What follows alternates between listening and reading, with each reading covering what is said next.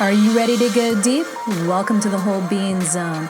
Discussions on the day-to-day ways we strive to play big and be whole.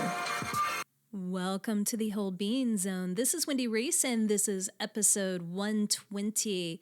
Today's episode is brought to you by the Desire Map Journal. I have been using this journal for 2016 as a personal journal. I have another one that I use for business, and I use this every morning to set the tone of the day, to help me be accountable for the things that I need to do for me in order to show up fully in the world. I absolutely love it. It's beautiful. It's done really nicely, and it keeps me on track. The 2017 journals are available now for pre-order. They ship in November, and they always sell out. So you can go to the show notes at wholebeinginc.com/WBZ120 to get the link and check them out. There's a few different styles. There's weekly and there's daily. I hope you will check it out. Give it a try. Order it quickly if you're interested because they do sell out. And today's episode is an intro chapter from my new book, sample chapter, if you will, from Alchemy of Yoga, Living Yoga Off the Mat. The ebook is now available, and the link is also on the show notes page. Without further ado, here we go.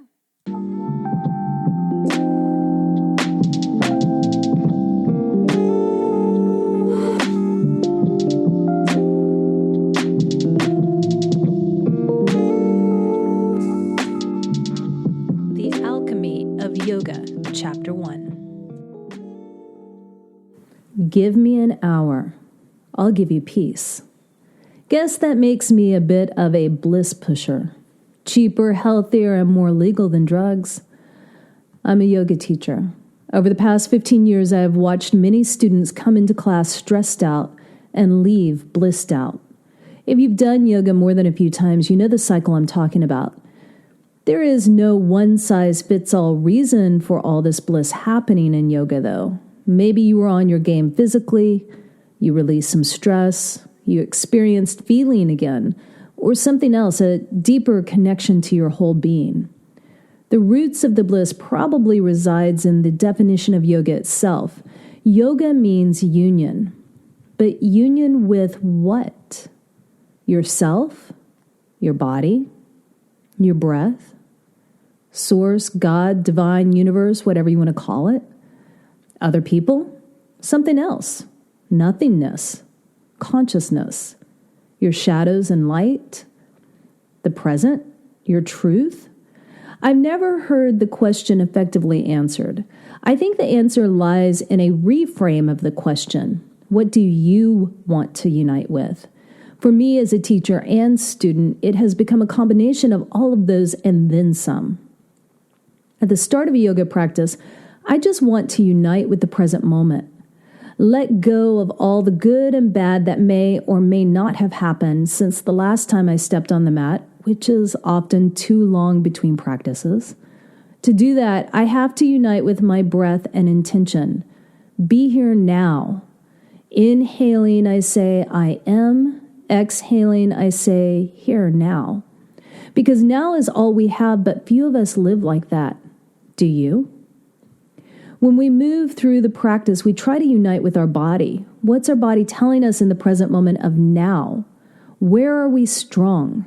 Where are we weak? Where are we compensating? Where are our boundaries? Where do we need more attention, more breath, more patience, more acceptance? I have seen how quickly an illness, injury, or life event can derail a person and affect the body. What you could do yesterday, you might not be able to do today, and who knows when you'll be able to do it again, or if. Then again, perhaps you'll do it better. You just never know until you show up on the mat. That's where union with acceptance is critical. Without it, we become self-judgmental, critical, and ego-driven. That can, and often does, lead to more injuries. For me, just knowing where my body is tight or tired allows me to set healthy boundaries. I create safety for myself. Nobody knows our bodies better than ourselves. Even if a teacher sees where we could improve our asana, it doesn't necessarily mean we should do that adjustment. And yet we, or many of us, take our teacher's instructions as the end-all. If the instructor is experienced, educated, intuitive, and empathetic, they probably can read your body pretty well, but they can't know 100% how you are feeling.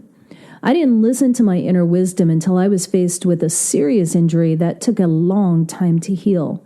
I had no choice to listen to my body if I wanted to avoid re-injury. If a correction wasn't appropriate for me, I told the teacher, "Thank you, that just won't work for me right now." Most teachers respect that, and your body will too. More often than not, my teachers have made assists for me that provide more freedom to deepen the asana. Personally, I appreciate those assists.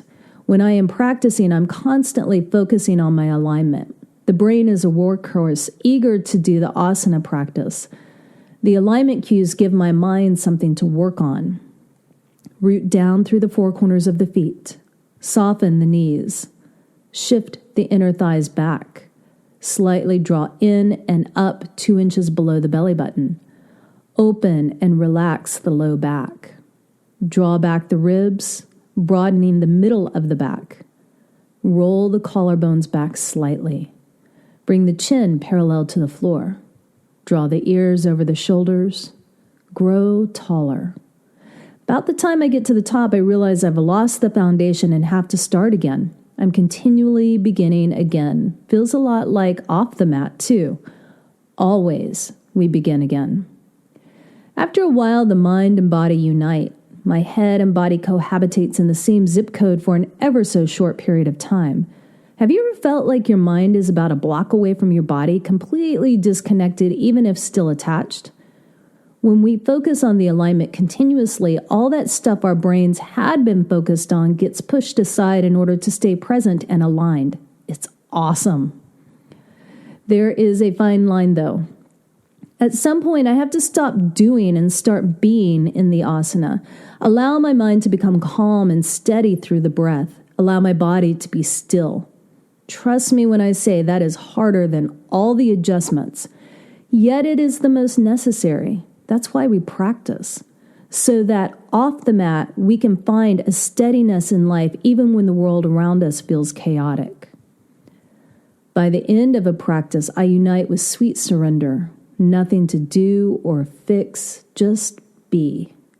I am uniting for a few sweet moments with all truth is, peace, and possibility.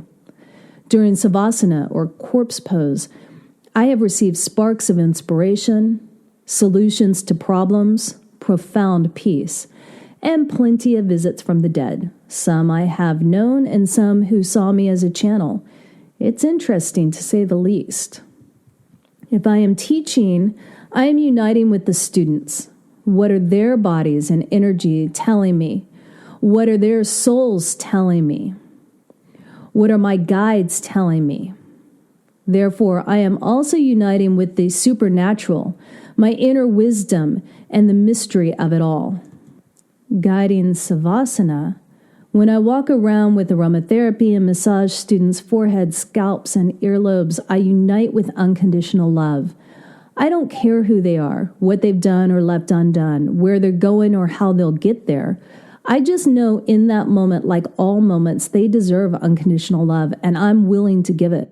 I strive to unite my bliss and peace that I find on the mat into my world off the mat. The beginning and ending of my day are designed to help me unite with my highest self. I try my best to unite to my deepest wisdom, compassion, and love daily.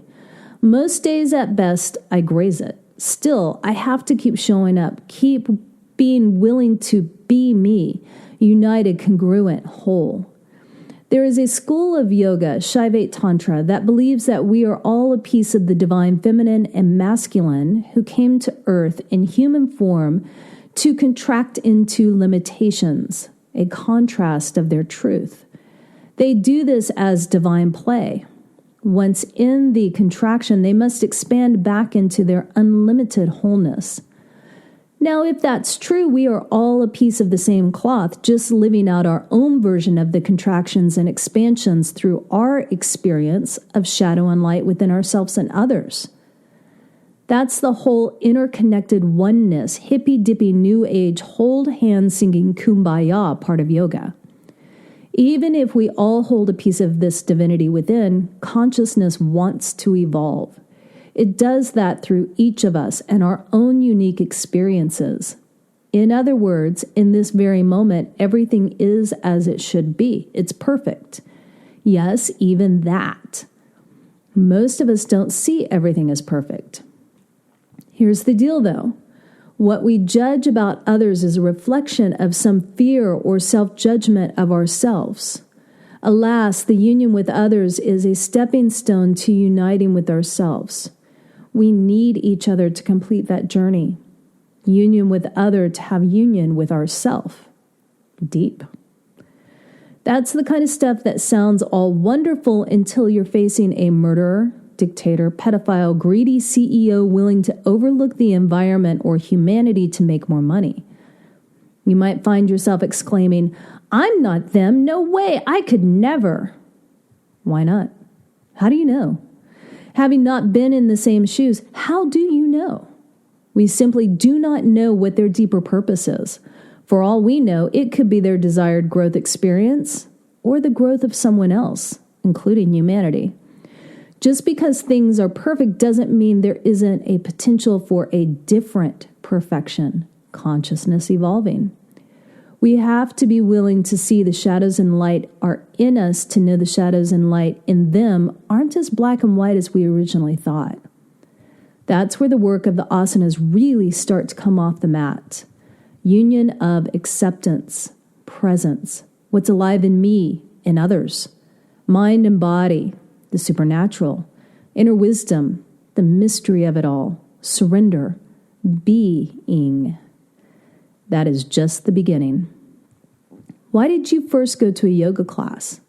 Perhaps it was to recover from illness or injury, to be more flexible, cross-train, lose weight, decrease stress, prevent injury, find peace, heal. Just as there are many reasons to step on the mat, there's an equally large variety of styles and teachers to choose from. I was taught Hatha Yoga with an Anusara influence. It suits me. As an exercise science major in college, I was trained to work with body mechanics. I am a body geek. My background provides me a unique way to look at someone's body. I can help them find more space to make asanas freer, though not necessarily easier. This freedom allows them to explore the asana at a deeper level than they would have been able to while fighting to sculpt their body into something that wasn't working. The reasons people stay with yoga are even more unique than the reason they came. Yoga is alchemy. If you're willing to stick with it, yoga changes you. Perhaps it's that you start to feel again, or those deeply buried parts are able to finally be healed. Personally, I think we find acceptance, and that allows the parts of us we've hidden away for safekeeping to unite, and we align more closely with our true self. I know how woo-woo that sounds, but I have enough proof to know the truth of that. For just a little while, whatever notion you have of yoga, beautiful, tightly clad, green juice drinking vegan women, or the bearded man bun wearing six-pack donning male yogis chanting and touting a life of rainbows and unicorns, forget that crap for a moment. I've seen those people, but not typically in my classes. I see men and women who wonder why they're still alive, if they can make it through the day, or how they'll make it through the month. They've seen amazing and crazy things throughout their lives.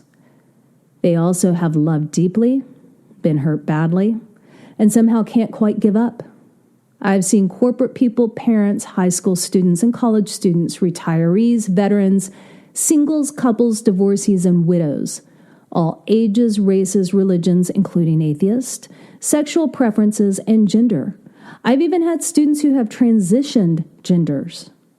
We've laughed, explored, cried, brainstormed, regrouped, reflected, and cheered each other on over the years. I've even married some of my students. Okay, they got married, I just officiated. There have been plenty of babies, aka future students, arrive, and I always feel that the babies should be the teachers because they know how to just be. Open, trusting, simple, pure, and free from all the conditioning adults bring to the mat.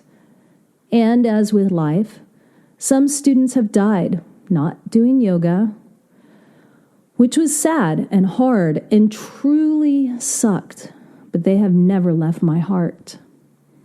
As you know, yoga is not just for the young, beautiful, healthy people of the world. That's just selling it short. Yoga teaches us how to be flexible. It teaches us how to improve our balance. It makes us stronger. And it encourages us to surrender our ego and pride, all traits that are beneficial off the mat too. So let's start with flexibility.